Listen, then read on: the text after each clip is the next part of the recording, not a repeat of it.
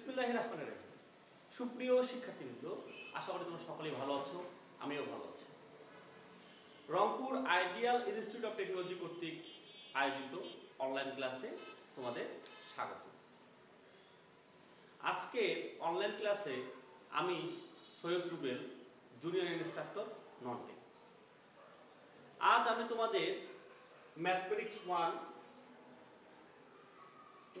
1 সাবজেক্টের অধ্যায় 2 নিয়ে আলোচনা করব। আর অধ্যায় 2 হলো বহুপদী, পলিনোমিয়ালস। আচ্ছা, এর আগে আমি তোমাদের 3টি লেকচার নিয়েছি, লেকচার 1, 2, 3। সেটা হলো প্রথম অধ্যায়ের উপর। আর প্রথম অধ্যায়টি ছিল আমাদের সমান্তর ধারা, মানে সমান্তর প্রগমন এবং গুণোত্তর প্রগমন নিয়ে। আচ্ছা, আমি একটা ব্যাপার তোমাদের ক্লিয়ার করে দেই। যারা ডিপ্লোমা ইন ইঞ্জিনিয়ারিং স্টুডেন্ট, মানে যাদের টেকনোলজি হলো civil, computer, mechanical, electrical, electronics, তাদের ম্যাথমেটিক্স 1-এর বিষয় কোড হলো 65911। তাদের ম্যাথমেটিক্স 1-এর বিষয় কোড 65911। আর যারা diploma in textile engineering student, যেমন textile technology, garments design and pattern making, তাদের ম্যাথমেটিক্স 1-এর বিষয় কোড 5911।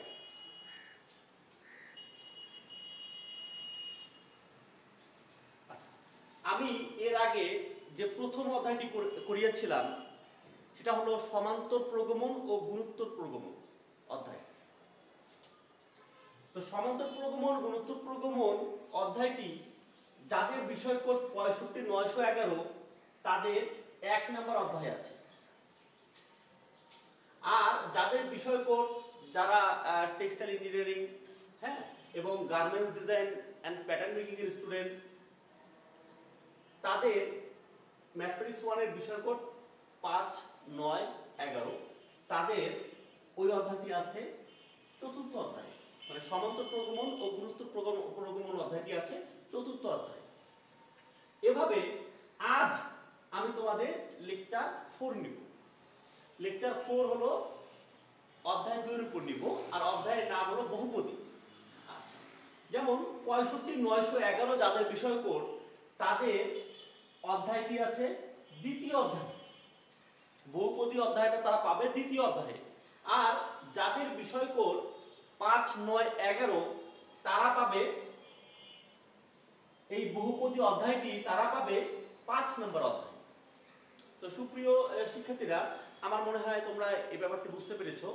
এতে করে তোমাদের অধ্যায়টি খুঁজে পেতে সুবিধা হবে।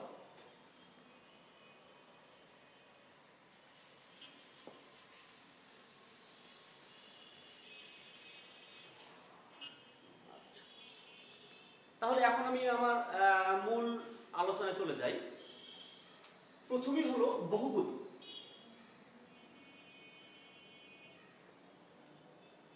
আসলে বহুপদী জিনিসটা কি? বহুপদী হলো এক ধরনের বীজগাণিতীয় রাশি। এটা এমন একটা রাশি যে রাশিটির এক বা একাধিক পদ থাকবে। আচ্ছা, যেমন আমি বলবো এ একটি কি বহুপদী, এটা আমি বলতে পারবো এ একটি কি বহুপদী। কারণ কি, বহুপদী এমন একটি রাশি যেখানে এক বা একাধিক পদ থাকবে। তাহলে এখানে একটা পদ আছে, তাহলে এটাকে আমি কি বলবো, একটা বহুপদী। আচ্ছা, আবার আমি বলতে পারি ax প্লাস b, এটাও কি, এটাও একটা বহুপদী। আবার আরেকটা উদাহরণ দেই, যেমন a square plus bx plus c, এটাও কি, এটাও একটা বহুপদী রাশি। আচ্ছা, আবার আমি বলতে পারি ax cube plus bx square plus cx plus d, এটাও কি একটা বহুপদী।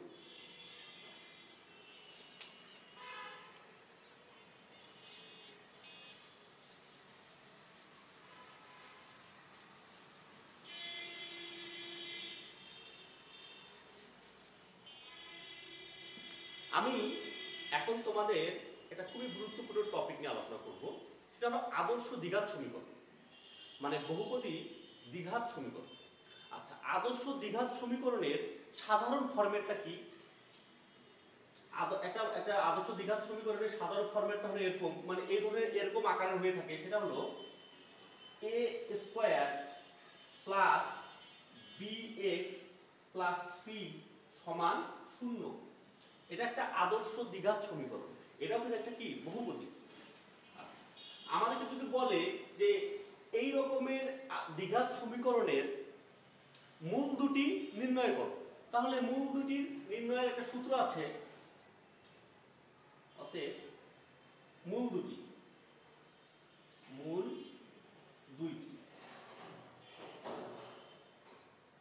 লিখে নিই, এটা আমরা মুখস্থ করে নেব এভাবে। তারপর সূত্রটা হলো minus b plus minus root over b square minus 4ac divided by 2a। এখানে কিন্তু এই আদর্শ দ্বিঘাত সমীকরণের দুটি মূল আছে। কিভাবে? একবার আমরা এই প্লাস চিহ্ন নিয়ে একটা মূল লিখব, যেমন minus b plus root over b square minus 4ac divided by 2a, এটা একটা। এবার আমি এই মাইনাসটা নিয়ে আরেকটা মূল লিখি, তাহলে minus b minus root over b square minus 4ac divided by 2a, এটা আমরা লিখতে পারি। আচ্ছা,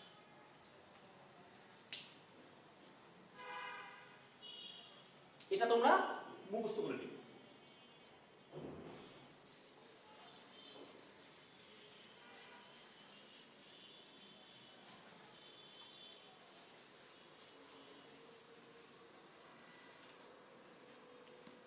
এখানে আমি আরেকটা কথা বলে নেই, যেমন আমাদের মূলটা কি, মূল দুটি কেমন, যে minus b plus minus root over b square minus 4ac divided by 2a। এখানে রুটির ভিতরে যে অংশটুকু আছে সেটা হলো বি স্কোয়ার মাইনাস 4ac। এই বি স্কোয়ার মাইনাস 4ac অংশটুকে বলবো এই সমীকরণের নিশ্চয়ক। আচ্ছা, তাহলে আমরা চিনে নেই যে এই রুটের ভিতরে যে অংশটুকু আছে সেটা হলো এই আদর্শ দ্বিঘাত সমীকরণের নিশ্চয়ক।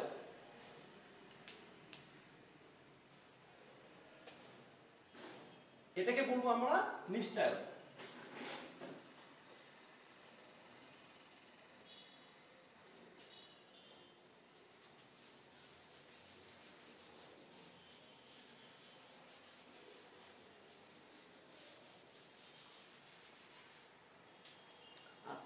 এখন আমি আরেকটা গুরুত্বপূর্ণ টপিক নিয়ে আলোচনা করব, যে কোন আদর্শ দ্বিঘাত সমীকরণের বা কোন দ্বিঘাত সমীকরণের মূলের প্রকৃতি, যে কোনো দ্বিঘাত সমীকরণের মূলের প্রকৃতি কিভাবে আমরা নির্ণয় করব।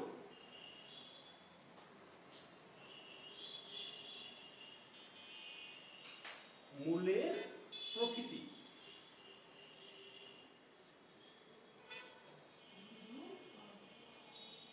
এটা খুবই গুরুত্বপূর্ণ একটা টপিক। হ্যাঁ, তোমরা খুব মনোযোগ সহিত ব্যাপারটি দেখো।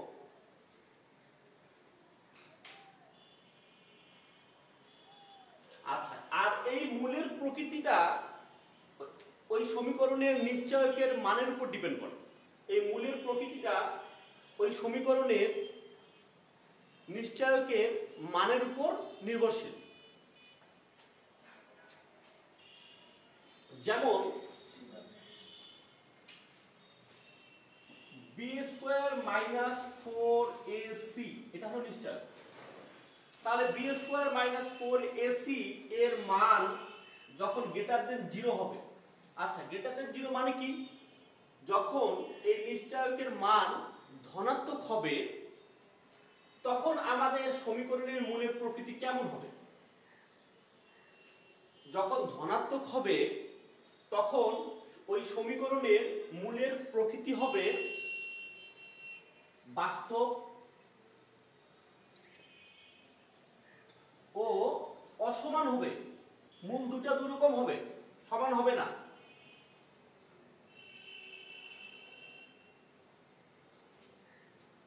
আচ্ছা, আর আমরা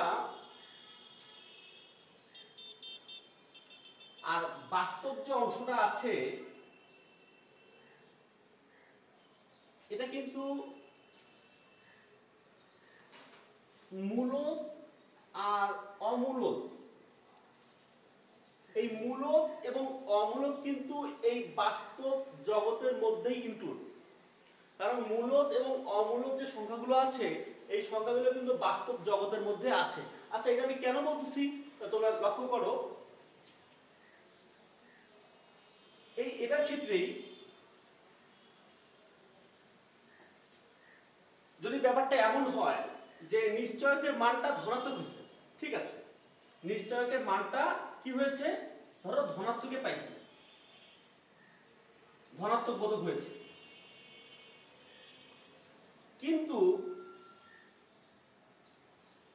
নিশ্চয়কের মানটা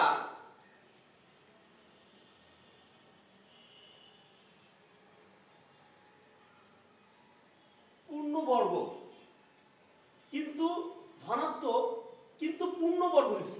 আচ্ছা, পূর্ণবর্গ সংখ্যাটা কি আসলে? যেসব সংখ্যাকে আমি বর্গমূল করলে একটা পূর্ণ সংখ্যা পাবো, সেটা সেই সংখ্যাকে বলবো কি, আমি কি বলবো, পূর্ণবর্গ সংখ্যা। যেমন একটা উদাহরণ দিই, যেমন 16। তুমি যদি 16কে বর্গমূল করো, 16 এর বর্গমূল নির্ণয় করতে চাও, তাহলে কত পাবো আমরা? 4 পাবো। কারণ 4 স্কয়ার করলে 16 হয়, আর স্কয়ার আর রুট কাটা যায়। আচ্ছা, সিমিলারলি তুমি যদি এখন 17 এর বর্গমূল নির্ণয় করো, তাহলে কখনই তুমি এরকম পূর্ণ সংখ্যা পাবা না। তার মানে কি, 17 কিন্তু পূর্ণবর্গ সংখ্যা নয়।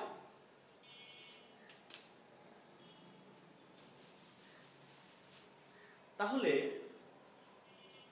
ধনাত্মক হলো, নিশ্চয়ই মানে ধনাত্মক হলো, কিন্তু ধনাত্মক হওয়ার পাশাপাশি কি হয়েছে, পূর্ণবর্গ পাইছিলাম। আচ্ছা, সেক্ষেত্রে মূলের প্রকৃতি কেমন হবে? সেক্ষেত্রে মূলের প্রকৃতি হবে আমাদের মূলদ ও অসমান।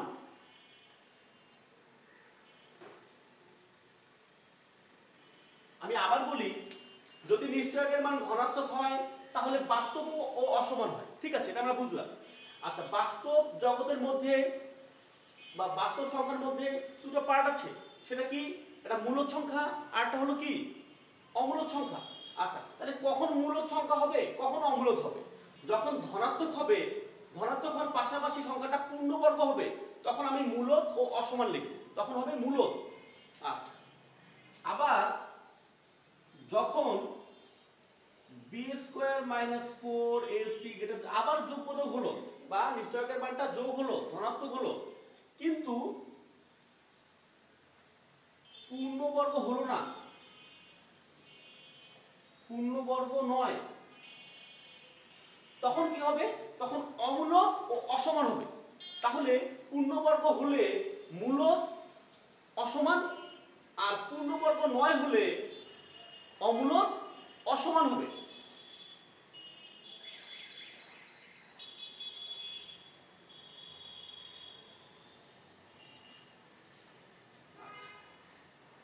সুপ্রিয় শিক্ষার্থী, আমার মনে হয় তোমরা ব্যাপারটি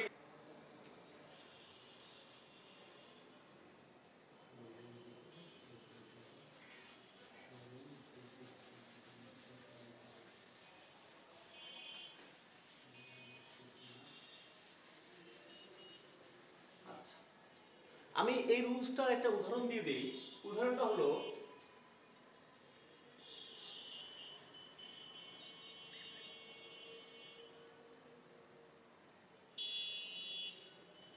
এটা একটা দ্বিঘাত সমীকরণ, আদর্শ দ্বিঘাত সমীকরণ।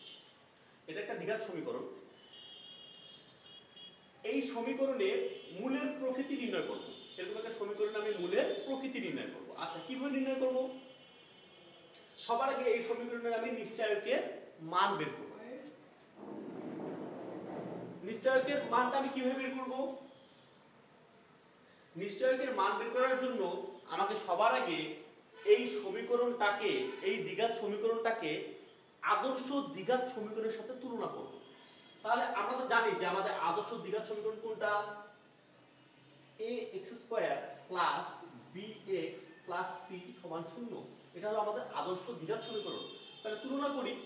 এখানে x² এর সহগ কত? a আছে, কিন্তু এখানে x² সহগ কত? 4। তাহলে a সমান আমি কি লিখতে পারবো? 4। তারপর এখানে x এর সহগ হলো b, আর এখানকার x এর সহগ হলো 2। চিহ্ন সহ নিতে হবে। তাহলে এখানে b সমান আমি কত লিখবো? 2 লিখবো। আচ্ছা, এখানে হলো c। আমাদের আদর্শ দ্বিঘাত সমীকরণে কিন্তু প্লাস থাকে, কিন্তু এখানে আছে কি মাইনাস। তাহলে c সমান হলো -1। c সমান -1।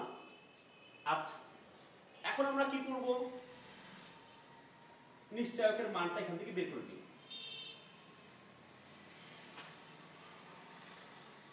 b² - 4ac, এটা হলো নিশ্চয়ক। তো মানটা বের করি। তাহলে এখানে b এর মান কত? 2।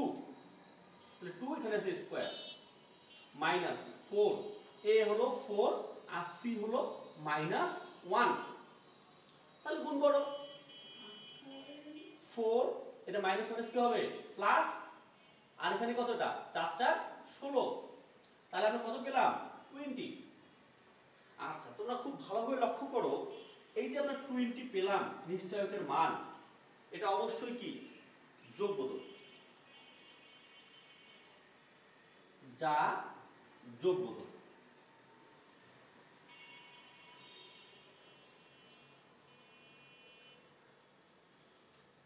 কি যোগবোধক মানে কি ধনাত্মক এবং পূর্ণবর্গ নয়। 20 কিন্তু পূর্ণবর্গ সংখ্যা নয়, কারণ কি 20 কে যদি বর্গমূল করি আমি কোনো পূর্ণ সংখ্যা পাবো না। তাহলে এই সমীকরণের মূলের প্রকৃতিটা কেমন হবে? আমরা একের a, তাহলে এটা হলো একের b রুলসের মতো। যদি যোগবোধক এবং পূর্ণবর্গ হতো তাহলে মূলের প্রকৃতি কি হতো? মূলের প্রকৃতি হতো মূলদ এবং অসমান। আর যদি যোগবোধক এবং পূর্ণবর্গ নয় হয় নিশ্চয়কের মান, তাহলে সমীকরণের মূলের প্রকৃতি কি হবে? অমূলদ ও অসমান হবে। তাহলে অতএব মূলের প্রকৃতি সমীকরণটির মূলের প্রকৃতি কেমন হবে? মূলের প্রকৃতি হবে অমূলদ ও অসমান। যদি এই পরীক্ষায় এমন একটা আমাকে সমীকরণ আমাদেরকে দিয়েছে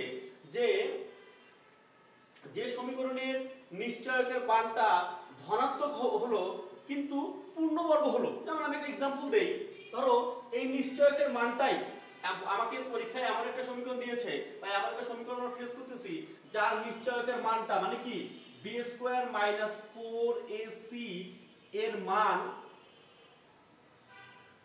ধনাত্মক কিন্তু পূর্ণবর্গ যদি দিয়ে থাকে। এমন হতে পারে যেমন ধরো 25, যদি 25 আসতো, যদি এমন একটা সমীকরণ দিয়েছে যার নিশ্চয়কের মানটা ধরো 20 ভাবে এসেছে, বা 36 বা 49, মানে যেগুলোকে বর্গমূল করলে আমরা পূর্ণ সংখ্যা পাবো। যদি এরকম হতো তখন আমি এখানে মূলের প্রকৃতি কি লিখতাম? মূলের প্রকৃতি লিখতাম মূলদ ও অসমান। তো সুপ্রিয় শিক্ষার্থীরা, আমার মনে হয় তোমরা ব্যাপারটি সুন্দরভাবে বুঝতে পেরেছো। আরো তোমরা আরো প্র্যাকটিস করবে এবং ক্লাসটি বারবার দেখতে থাকো, করতে থাকো, আমার মনে হয় তোমরা খুব সহজেই ব্যাপারটি বুঝতে পারবে।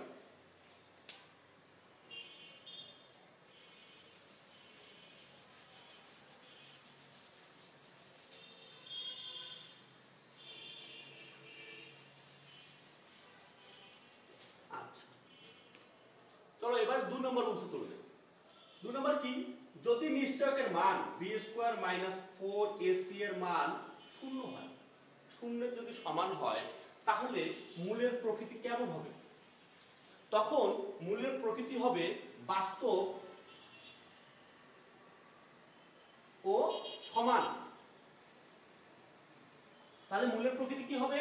বাস্তব হবে ও সমান হবে, এবং প্রত্যেকটির মান হবে কত? এবং প্রত্যেকটি মূলের মান হবে, মানে প্রত্যেকটি মূলের মান হবে -b/2a। তোমরা এটা মুখস্থ করে নেবে। আচ্ছা, চলো এটা নিয়ে আমি একটা উদাহরণ দিয়ে দিই। যেমন x² প্লাস 4x প্লাস 4 সমান 0। এটা একটা দ্বিঘাত সমীকরণ। ওই সেম এটাকে আমি এই আদর্শ দ্বিঘাত সমীকরণের সাথে তুলনা করি। যেমন এখানে a আছে, x² সহগ a, কিন্তু এখানে x² সহগ কত? 1 আছে, কিছু নাই মানে 1 থাকে, +1, আর প্লাস চিহ্ন দিতে হবে না।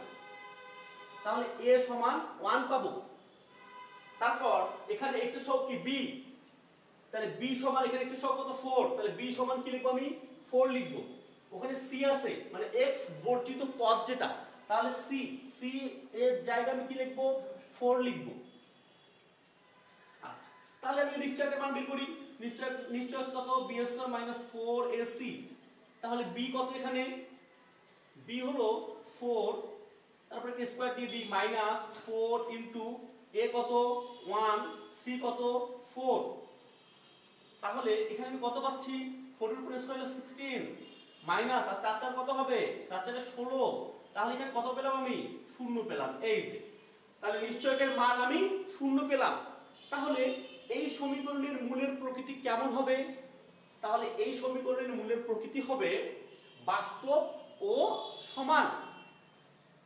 সুপ্রিয় শিক্ষার্থীবৃন্দ, আমার মনে হয় তোমরা ব্যাপারটি বুঝতে পেরেছো।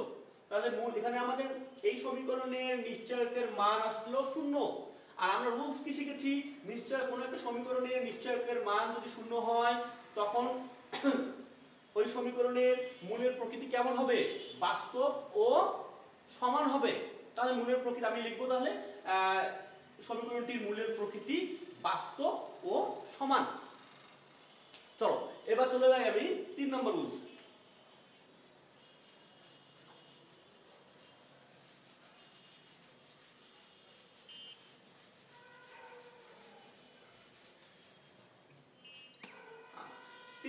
কি? নিশ্চয়কের মান যদি <1 হয়, মানে কি? বিয়োগবোধক হয়, মানে ঋণাত্মক হয়, তখন মূলের প্রকৃতি নিশ্চয়কের মান, এখানে আমি একটু কারেকশন করে দিচ্ছি। যদি নিশ্চয়কের মান <0 হয়, যদি নিশ্চয়কের মান <0 হয়, মানে কি? বিয়োগবোধক হয় বা ঋণাত্মক সংখ্যা হয় নিশ্চয়কের মানটা, তখন মূলের প্রকৃতিটা কেমন হবে? তখন মূলের প্রকৃতি হবে কাল্পনিক, বা যেটাকে আমরা অবাস্তব বলে থাকি, সেটা হবে। আচ্ছা, মানে জটিল সংখ্যা হবে, জটিল সংখ্যা। এটাকে আমরা বলতে পারি কাল্পনিক, কাল্পনিক বা অবাস্তব।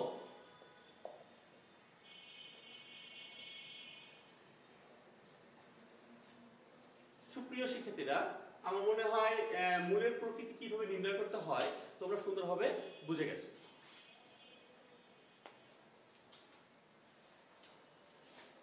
আর এটা হলো তোমাদের 3 নম্বর রুলস। এটা হলো 3 নম্বর রুলস।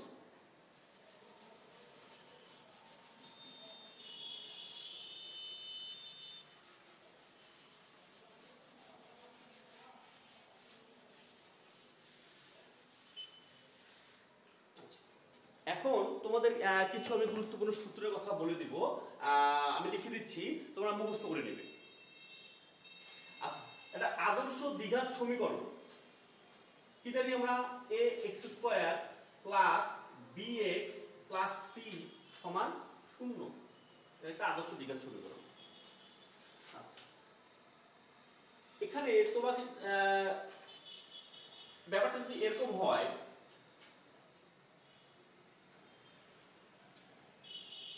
এই আদর্শ দ্বিঘাত সমীকরণের দুইটি মূল আলফা ও বিটা, এটা আমরা ধরে নিলাম। আচ্ছা, এখন তোমাকে যদি পরীক্ষায় বলে, আমরা এই আদর্শ দ্বিঘাত সমীকরণে আমরা যখন অঙ্ক করব তখন আমরা মূলত অঙ্কগুলো এটা ধরে নিব যে এটা একটা আদর্শ দ্বিঘাত সমীকরণ। আদর্শ দ্বিঘাত সমীকরণে ধরে নেব দুইটি মূল আলফা ও বিটা। আচ্ছা, এখন তো মাঝে মাঝে পরীক্ষায় আসে যে দুইটি মূল কোন একটা সমীকরণের দুইটি মূল দেওয়া আছে, দুইটি মূল এত এত, সমীকরণটি নির্ণয় করো। হ্যাঁ, আচ্ছা, এখন তোমাকে যে কোনো একটা সমীকরণের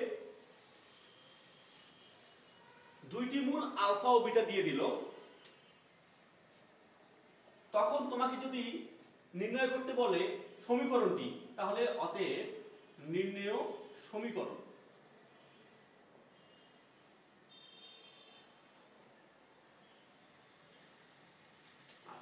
তখন সমীকরণটা কিভাবে নির্ণয় করব? তখন মনে করো দুইটি মূল তোমাকে দিয়ে দিচ্ছে, এখন এই দুটা মূল কোন সমীকরণে সেটা যদি আমরা বের করতে চাই, তাহলে আমাদের লিখতে হবে এভাবে, x স্কয়ার মাইনাস মূলদ্বয়ের যোগফল ইনটু x প্লাস মূলদ্বয়ের গুণফল, মূলদ্বয়ের গুণফল সমান 0। আচ্ছা, দেখো এখানে x স্কয়ার থাক, তাহলে মূলদ্বয়ের যোগফলকে এখানে মূল আমরা কি কি কি ধরেছি? মূল ধরেছি আলফা ও বিটা, তাহলে মূলদ্বয়ের যোগফল এভাবে লিখতে পারি যে আলফা যোগ বিটা ইনটু কি x প্লাস, আর মূলদ্বয়ের গুণফল কি হবে? আলফা ইনটু বিটা সমান 0। এটাই হলো কি ওই সমীকরণ গঠন করার সূত্র। যদি আমাদের কোনো দুটা মূল যদি দেয়া থাকে, হ্যাঁ, ওই দুটা মূলের মূল কোন সমীকরণ সেটা যদি আমরা নির্ণয় করতে চাই, তাহলে এই সূত্রের সাথে এই সূত্র বা এটা নিলেও হবে, এটা নিলেও হবে, এই দুটো যে কোনো একটা নিয়ে অঙ্ক করা যাবে। আচ্ছা,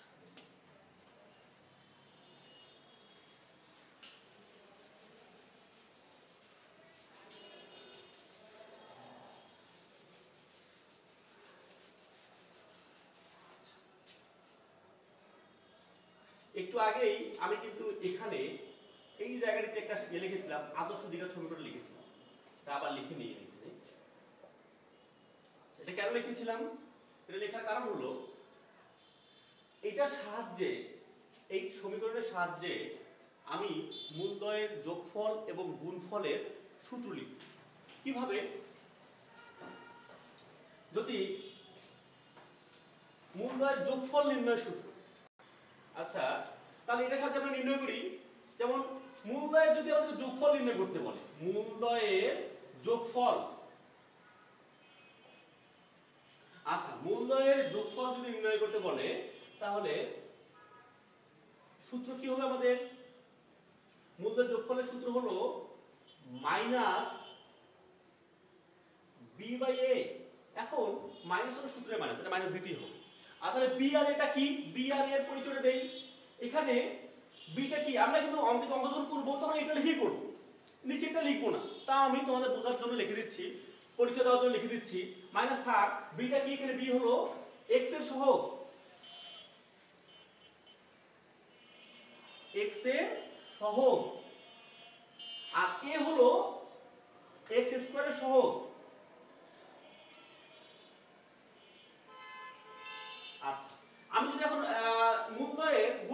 করি মূলদ্বয়ের গুণফল, তাহলে মূলদ্বয়ের গুণফল নির্ণয় সূত্র কি? c/a। আচ্ছা সিটা কি এখানে? সি হলো x বর্জিত পদ, x বর্জিত পদ। আচ্ছা আর এটা কি? এ হলো x স্কয়ারের সহগ।